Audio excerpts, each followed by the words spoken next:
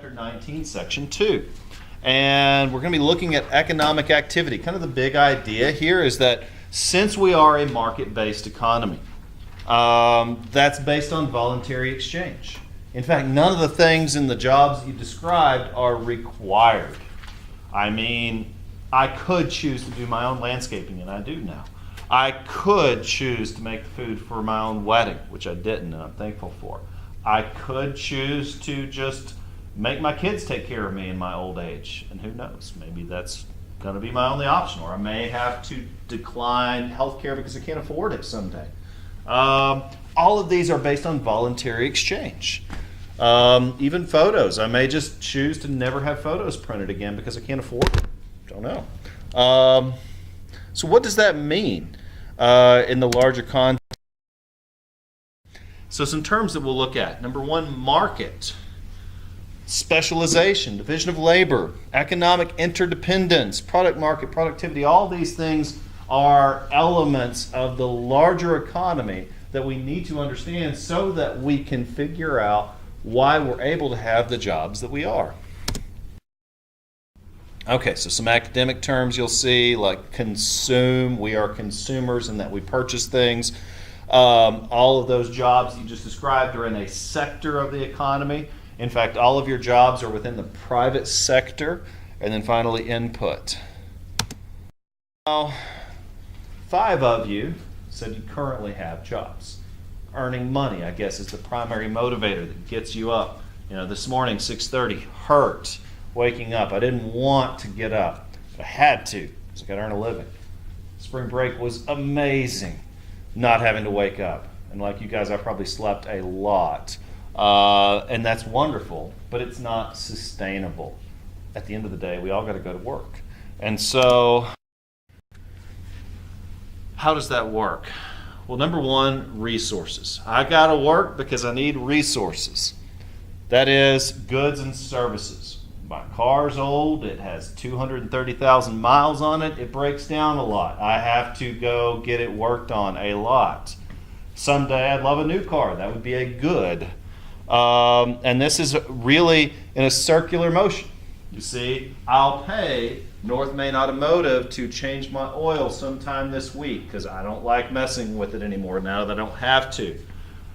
They will take that money and pay their employees who will go shop at Ingles, who will go print photos, who will have weddings and pay to have them catered, who will someday have to pay for their elderly parents who will be taken care of. That's all a circular flow of the economy.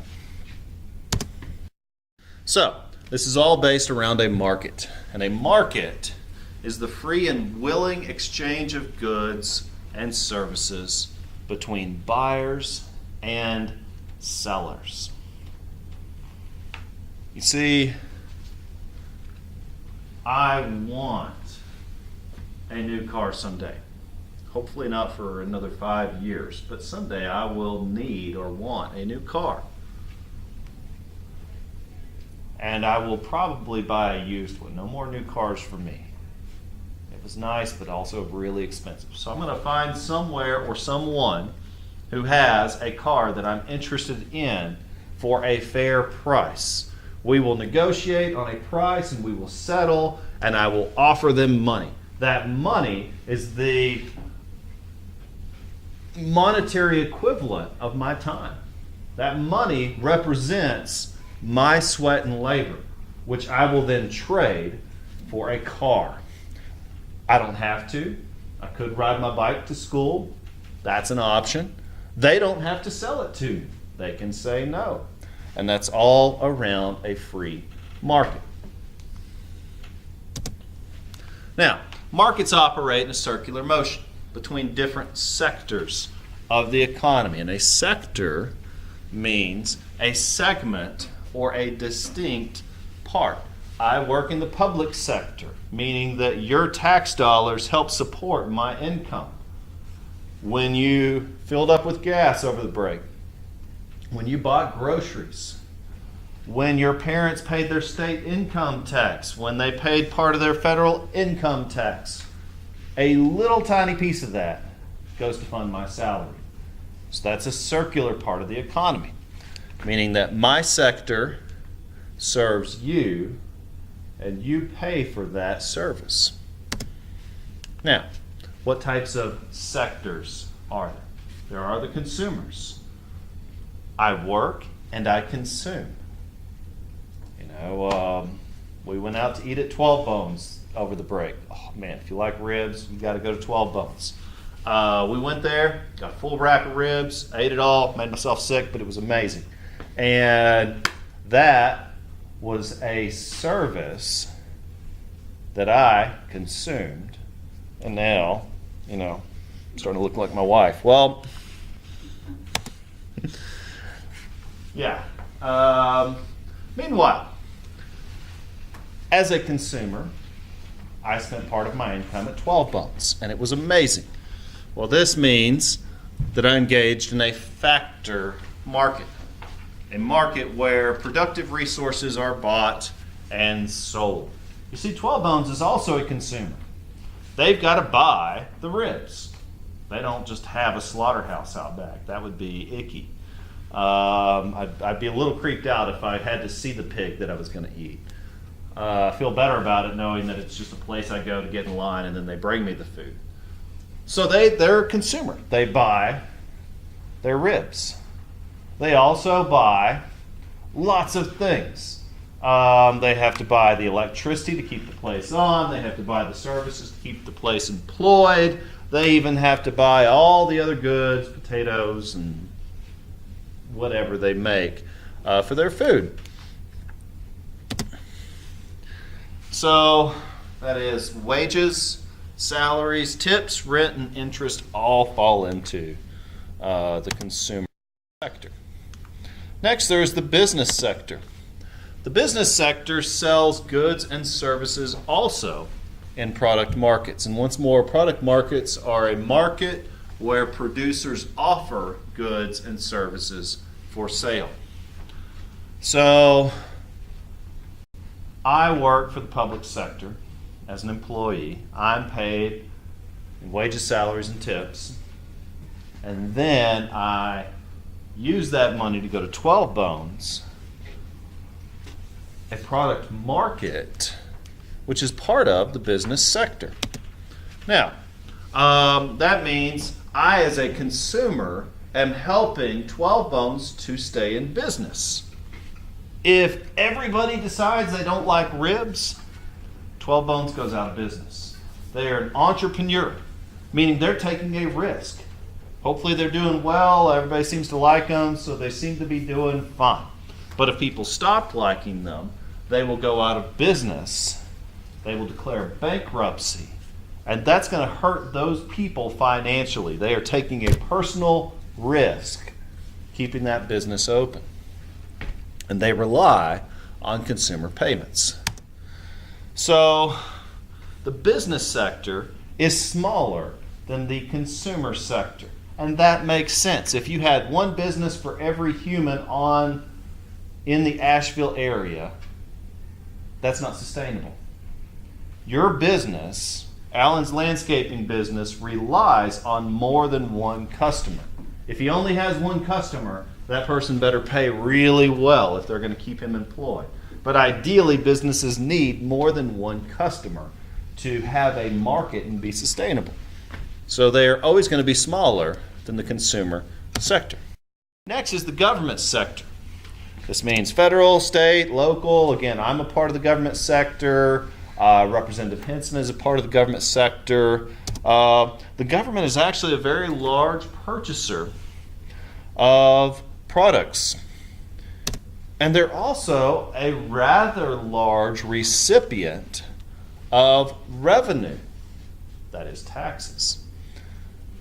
And they're also one of the largest producers of goods and services. Yes, the government is one of the largest employers. In fact, if you look at who is the largest employer in Henderson County, number one is the hospital, number two is the schools. One is the hospital, two is the schools. The largest customer of the hospitals is who? Well, yeah, I mean, elderly people, recipients of Medicare and Medicaid. In fact, the government is the largest consumer of health care in our country. And the government fully funds our schools. So that means that the government is one of the largest employers in the county, the largest, and also the largest consumer in the county. They are the second largest sector of the economy. So our government is very significant in terms of economy. Okay, so the foreign sector, that is other countries buy our products, sell us products.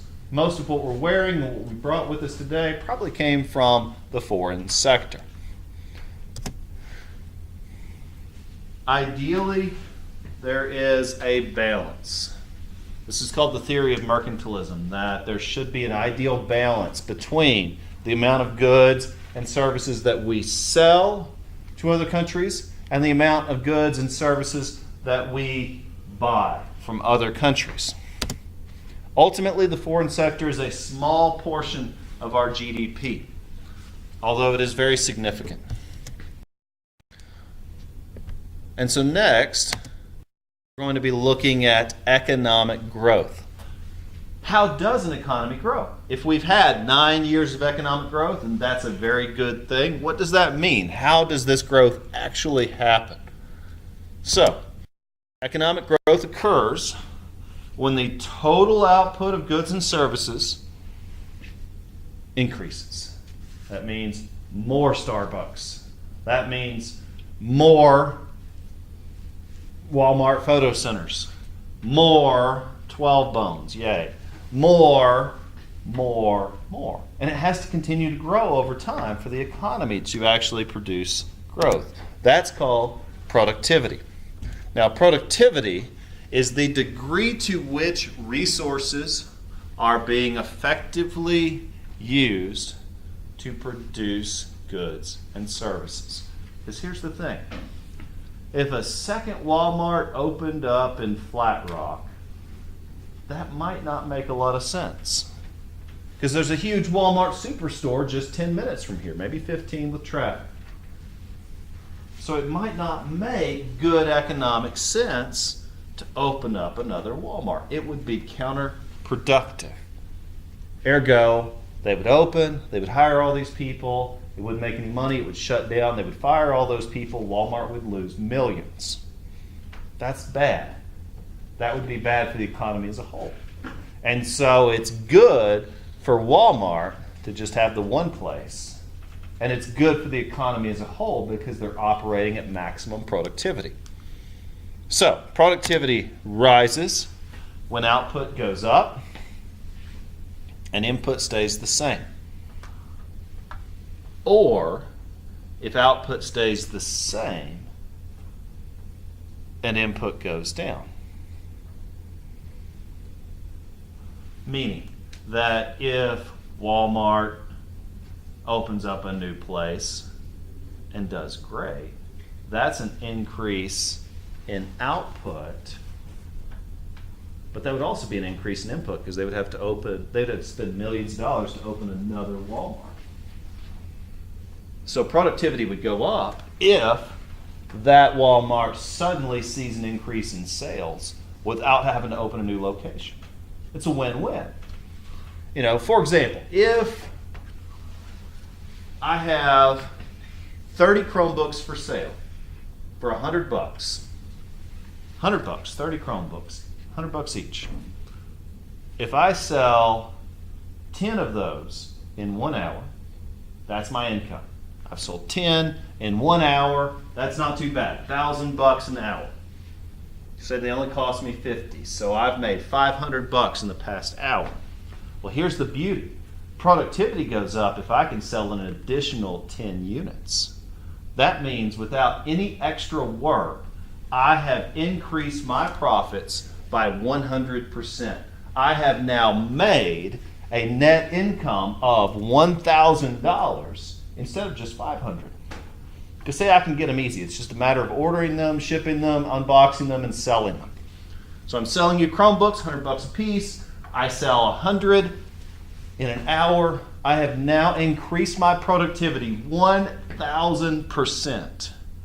Meaning that for the same amount of effort, I'm making 10 times more money for the same amount of effort.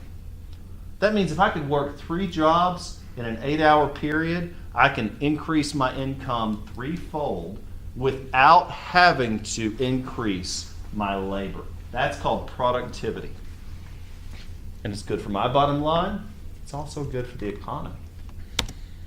And it applies to all factors of production. It applies to me as a measly teacher. If I can work 3 jobs in an 8-hour period, it's money. I might be able to, I might not. I might go insane. Or I might increase my income 3-fold. Okay. How does productivity improve? For a few things. Specialization. So, specialization is when people, businesses, regions, nations even concentrate on goods and services they can produce better than anyone else. For example, if you are a savvy business person, you may be aware that college textbooks go up in cost at the beginning of a semester. You may also be aware that college textbooks on Amazon go down in cost around July 1st. Meaning that if you're savvy, you could buy those college textbooks in bulk around July and sell them around January and make a hefty profit. In fact, it's been proven that you can almost double your money that way in a year's time. There's a group of folks, they did it, they started investing tens of thousands of dollars and they doubled their money each year. You can do the same. There's no cost of entry. Again, buy textbooks in July, sell them in January, you'll probably double your money. Not too many people do it because it's an unreliable business. What happens if you don't sell them? Well, like any business, you don't make your money. So specialization. If you're good at it, it's going to take a lot of work. It's going to take a little bit of expertise to do all the unboxing, all the selling, all the posting, all the mailing, etc. But that would be specialization. You'd eventually get good at it. You'd know which books to buy, which ones not to, who to sell to, when to sell them. And again, all of that comes into specialization. And let's say you do well. I mean, that's actually a viable business. People do make their living that way. And so let's say that you do. Let's say Bryce schemes it. He says, hey, Whit's right. He's not too crazy. This one actually might work. We're going to try it. Okay, who wants to pool resources? $100 in? Great. You buy 20 biology textbooks. They're about $8 a piece in the summer. Great. Okay. We're going to sell those in January. So you've got to wait about 9 months to get the return on your investment. Boom, within a year you've sold all those books. Here's the profit. So he's going to scheme it all. He's going to organize it all. Alyssa's going to be the mailing person. Okay, you've got to store these books. You've got to unbox them. You've got to ship them out. And he's going to divide up the labor, and that's going to increase efficiency. And that's all part of a division of labor. It's called the breaking down of a job into separate, smaller tasks. It's the essence of these group projects. 5 minutes of individual content is a feasible task for one person. But it's far easier if you break it up. You do these slides, whatever. That's a division of labor. That's specialization. Maybe you're better at the research side. Maybe you're better at the speaking side. Again, you can divide that up as you choose. And it works better, increasing productivity. Maybe I can type like a banshee, and I can, about 40 words per minute. But maybe I have too short an attention span to really bother with the research, but maybe Leia's good at the research. So, okay, she's just going to tell me what to type. Awesome. Now, this also requires human capital, meaning our factors of production: land, labor, capital. Division of labor obviously relies on the human element. But something else we need to understand about our economy is that it is interdependent. Interdependent.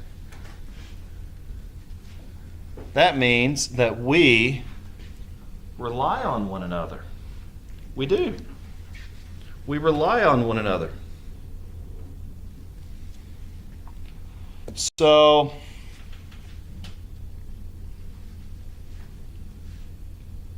Victoria's business relies on people like Bryce making their money and being able to afford their services. Her business relies on the grocery stores to supply cheap enough ingredients that they can make their living, which relies on farmers out west and economically efficient distribution. It is an extremely complex mechanism that all has to work together. The good of this is that it makes for a very productive economy. The bad part of this is that we're not entirely self-sufficient. This is a trade-off. You see, to operate her business, they need a car that runs. A car that runs costs money. Money that equates to a loss in profits. If that car breaks down, they have to spend that money to get that car fixed. That makes them dependent on so many other factors of the economy. And so that does mean they're not operating in a vacuum.